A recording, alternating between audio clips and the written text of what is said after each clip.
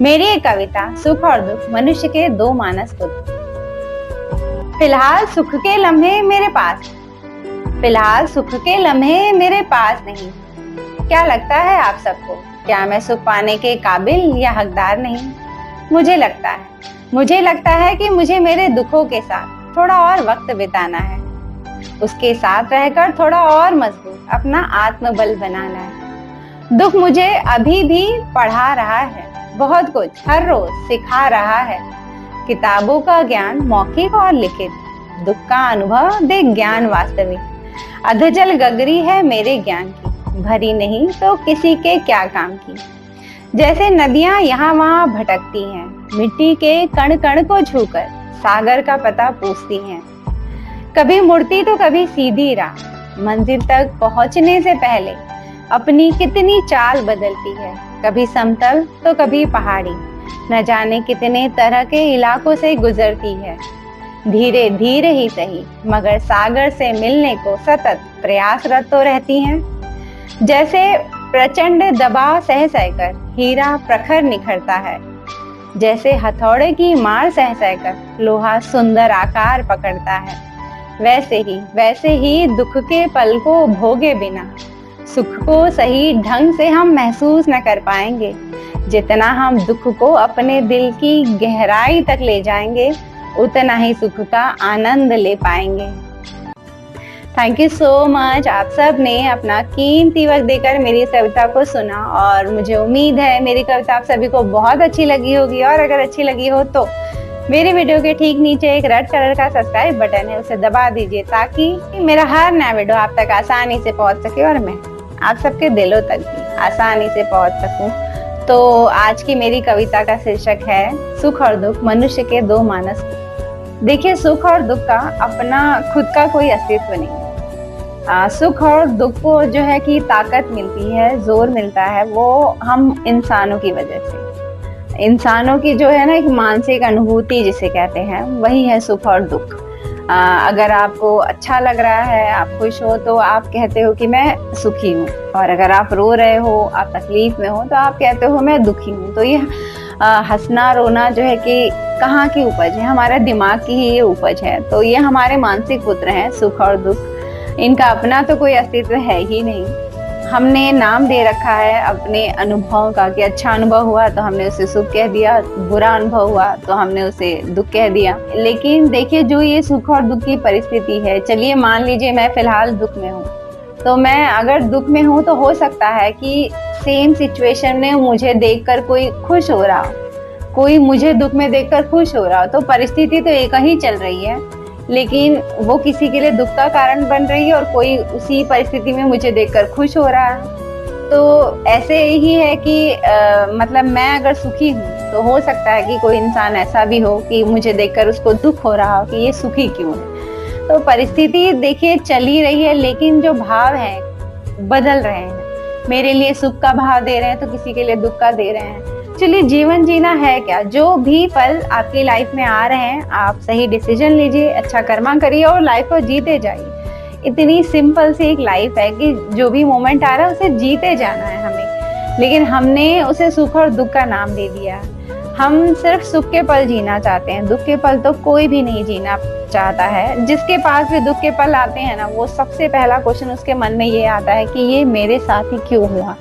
भगवान के सामने अक्सर ये सवाल जो है कि मुझे लगता है बहुत सारे लोगों ने किया होगा कि दुख आते ही भगवान को पूछा होगा कि भगवान जी, ये दुख आपने मुझे क्यों दिया, मेरे हिस्से ये दुख क्यों आया, फिर मैंने ऐसा क्या बिगाड़ा था, ऐसा मैंने क्या किया था। ये बड़ा कॉमन क्वेश्चन है जो हर कोई अपने बुरे समय में भगवान से करता है। लेकिन मुझे अब ऐसे लगता है कि दुख को भी हमें जो है कि बहुत नॉर्मल लेना सीखना चाहिए, और बहुत ही ज्यादा इमोशनल बंदा होता है तो सुख और दुख का जो थपेड़ा है ना उसके मुंह पर सबसे ज्यादा पड़ते हैं, क्योंकि वो अपने इमोशंस पर संतुलन नहीं बना पा रहे थे। और हमें हमारे इमोशंस पर कंट्रोल रखना ही सीखना होता है। बहुत वक्त बीत जाता है लाइफ में सिर्फ ये समझने के लिए कि इमोशंस पर कंट्रोल रखना बहुत ज़रूरी है।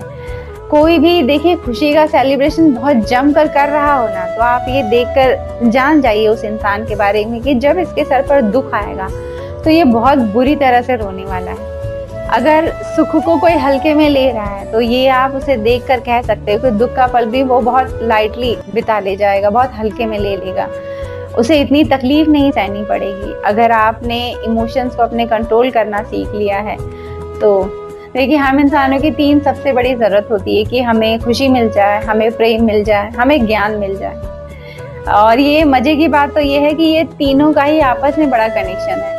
अगर आप खुश हैं तो ऑब्वियसली आपको ज्ञान है, आपके पास प्रेम है तो आप खुश हो। अगर आपके पास प्रेम है तो ऑब्वियस है कि आपको ज्ञान है बातों का कुछ, इसलिए आप खुश हो और प्रेम में हो।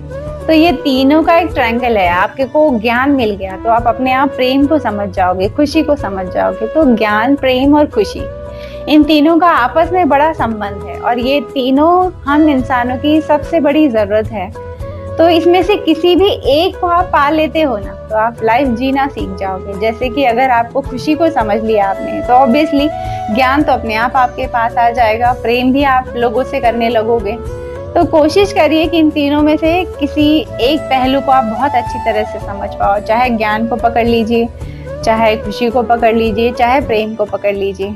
और एक बात मैं आप सभी से कहूँगी अपने एक्सपीरियंस से कि जब दुख आए ना तो अपने दिमाग को खाली मत रखिए। उस वक्त कोशिश करिए कि ज़्यादा से ज़्यादा वक्त आप खुद को बिजी रखो, इतने काम में उलझा दो। उस वक्त जो काम बहुत पेंडिंग पड़े हुए होंगे ना सालों पुराने, वो सारे काम आप याद करिए और उस काम को करिए। उस वक्त जब आपकी लाइफ में बहुत बड़ी कोई ट्रेजेडी चल रही हो, बहुत सारा दुख मिल रहा हो आपको, तब वो हर काम को याद करिए जो आपने कभी छोड़ के रखा था कि वक्त मिलेगा तो करूंगा। ये सही वक्त है दुख में, सारे काम करिए। खुद को इतना बिजी रखिए कि एक क्षण बैठकर आपको सोचने की फुर्सत ना मिले।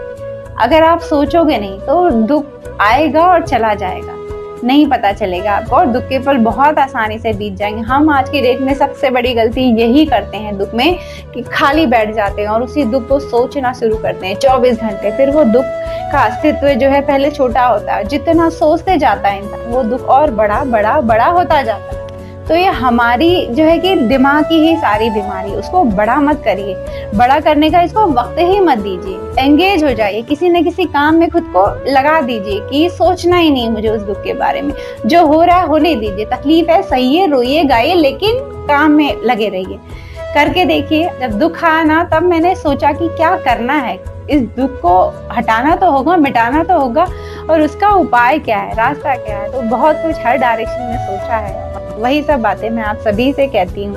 और जब लाइफ में सुख आए ना तो हमारी ये वाली हालत नहीं होनी चाहिए। हमारी हालत उस वक्त ऐसे होनी चाहिए कि भगवान जी आपकी कृपा है हम पर, जो मैं सुख के पलों को भोग पा रहा हूँ। ऐसे रहिए सुख में। सुख के पल बहुत सारे लोगों की लाइफ में आते हैं पर ऐसे चले जाते हैं, पता भी नहीं चलता। हम एक बार भी ठहर कर भगवान जी को उस बात के लिए थैंक यू नहीं कहते, खूब मजे में डूबे रहते हैं। किसी भी सुख को अगर आप दिल की गहराई तक महसूस करोगे ना तो एक्चुअली जो है कि संतोष, सुकून, इन सब शब्दों का अर्थ समझ पाओगे। और ऐसे सुख भी आते हैं कुछ लोगों की लाइफ में, एंजॉय किया, खत्म हो गया, उससे कुछ सीखा ही नहीं, कुछ समझा ही नहीं, कुछ सोचा ही नहीं बैठ कर के ये सुख आया था तो मैंने क्या सीखा। मैं इसीलिए हमेशा कहती हूँ कि आप अपनी लाइफ को आंखें खोल कर जिया करिए। हम नींद में जी रहे हैं अपनी जिंदगी, हमें होश भी नहीं होता कि क्या हो रहा है मेरी लाइफ में, लोग क्या कर रहे हैं मेरे साथ, मैं क्या कर रहा हूँ लोगों के साथ। थोड़ा सा जो है कि नींद से जागिए और जाग कर अपनी लाइफ को होश में जीना सीखिए। बहुत कुछ लाइफ सिखाती है। मेरी लाइफ ने मुझे बहुत कुछ सिखाया और आई एम श्योर आप जो लोग कैमरे के उस पार हैं, आप सबकी भी लाइफ ने आप सबको बहुत कुछ सिखाया होगा। और मैं चाहती हूँ आप सभी मुझे ये कमेंट करके बताइए। अपनी बातें सिर्फ अपने तक मत रखिए, मुझे भी शेयर करिए। मैं अपनी सारी बातें आप सभी से करती हूँ, उम्मीद आप सभी से भी यही रखती हूँ। तो ये थी मेरी बातें आज की कविता के टॉपिक पर। चलती हूँ एक और नए वीडियो में, आप सबसे मेरी मुलाकात रहेगी। तब तक उसकी हर बात पर गौर फरमाते रहिएगा। किसकी?